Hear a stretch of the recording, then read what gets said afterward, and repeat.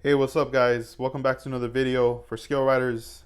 This is 65 Lokes. Just wanted to show what goes on inside the box when I'm packaging orders. This one right here is going to be going out today, and I pretty much start things off by wrapping it up with the bubble wrap and then hitting it off with the cramped paper around the edges, making sure that it is well secured and packed.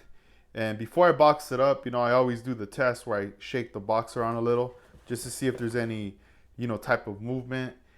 Once everything's like secure and locked, then I go ahead, seal up the box. And then this is the tape that we're gonna be rolling with, the one with the new font here.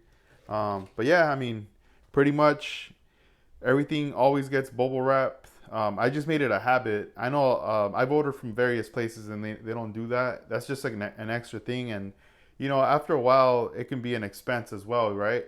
But it's all good. I mean, right now, it's something about packaging. I just love it. Seeing all the tools and stuff that people are buying, it always makes me wonder and curious. Like, man, I wonder what they're going to be building, with these tools. And it just feels good knowing that they're going to be put to good use. And also like the kits, I mean, I'm excited to see what's going to come about the kits as well.